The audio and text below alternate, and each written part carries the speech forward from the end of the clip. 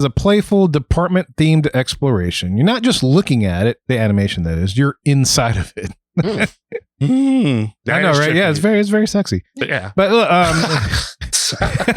I did a lot of research through various media outlets, and I kind of summarized in this.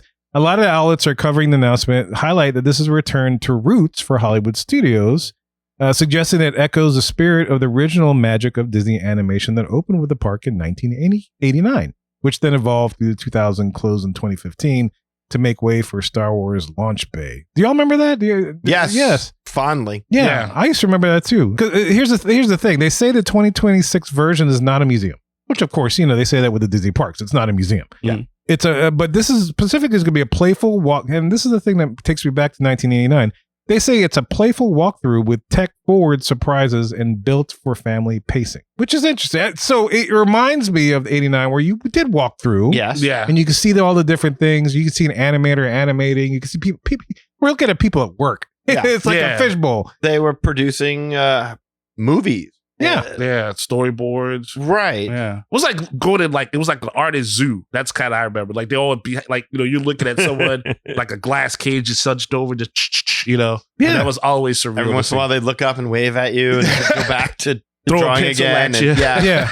I remember being fascinated going through there. I loved it. Yeah, Yes. I absolutely Yeah. loved it. It was a bummer when I went back and it was already gone. Mm-hmm. Same. Yeah, because it was the whole thing was that it was a working studio, Yeah. and we mentioned this on the show before. And if you haven't looked into the history of Disney MGM Studios, please do, because that's how it started. But it was cool because we're basically looking at people's office spaces.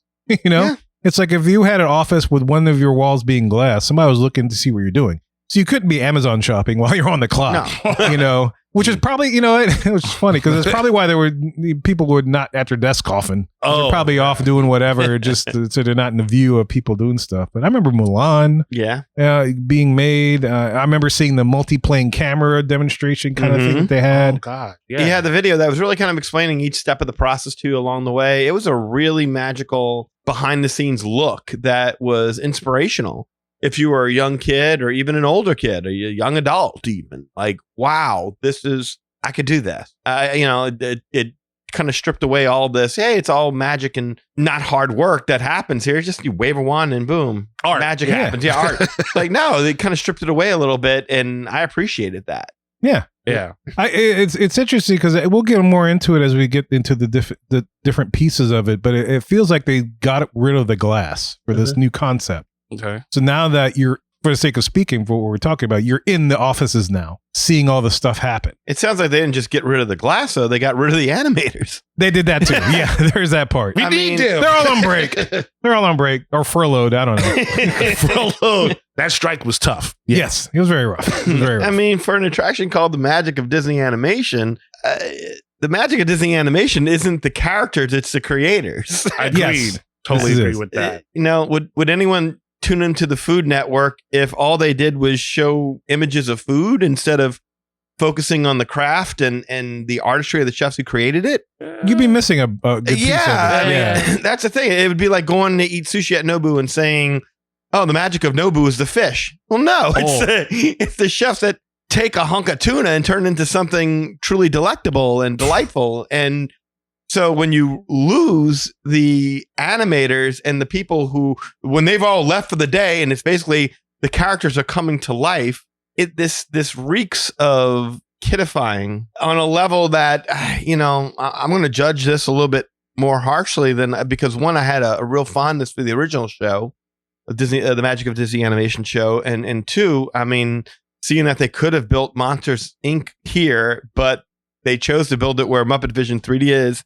And so we lost Muppet Vision 3D to find out we're getting a dumbed down version is what it seems like. I mean, really, it sounds like just a character meet and greet opportunity is really what it's coming down to with some, flashy tech, no doubt about it. That's great, I suppose. And I'll reserve full judgment until we actually experience it because you don't know. Hopefully they do a really good job, but generally when there's a character in the room, all other activities are beyond secondary. Yeah. Right. Everyone's lining up to see Rapunzel or, Mulan or whoever the heck else.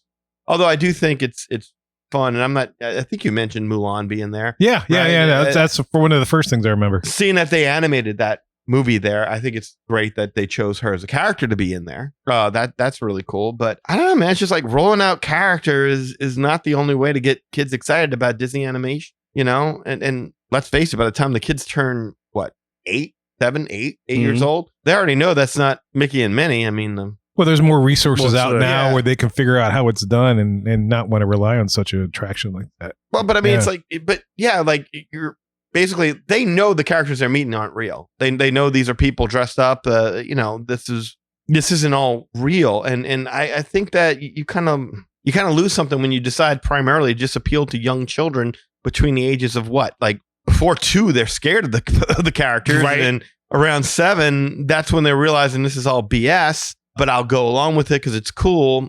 I'm spitball. Maybe 8, maybe 9. I don't know, depending on your kid. So around there, yeah, I think that's fair. Yeah. But you could take kids 9 to 10, preteens, young adults, teenagers themselves, and really kind of do something where you pay homage to the true geniuses that created the movies and the characters that we all love and appreciate today, while also being a source of inspiration, as the original was, for parkgoers who may one day become creatives themselves. Yeah, I totally agree with that. I mean, one of the things I looked at when I read this was like, man, younger creative me before, you know, I lost hope and stuff, would have loved something like this from like the old school way where you saw animators do it, because you could kind of look and you kind of get an idea of them drawing a circle with the kind of line for the spine.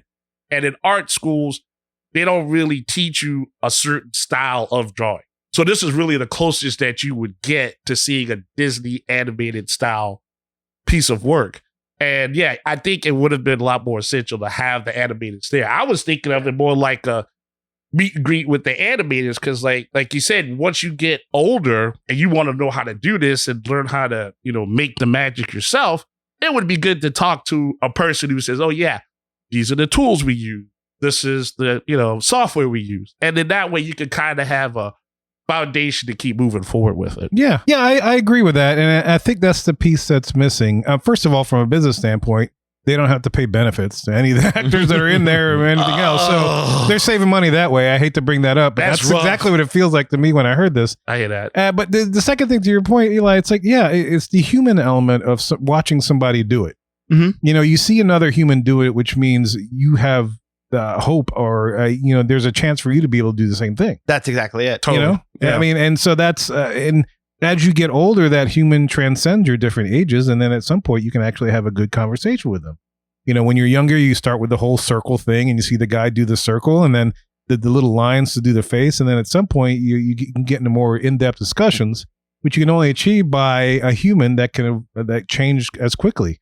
Mm. Whereas like maybe a static type of exhibition, you'd have to reprogram and make sure you can address different populations and whatnot. So, Yeah, well, you know, Yeah. like when you have like an AI or something that does that kind of work, you ever notice like you'll watch them on TV, they'll draw something really quick. Now, of course, there's nobody there. They're like, they're like, wait, I wanted to see how that looked. Like you get the finished product and it looks awesome, but you're like, how did it get there? Like that Right. was It's too fast. Yeah, it was too fast. Yeah, Like, show me what you're doing. show me what you're doing. And that's what I mean when I say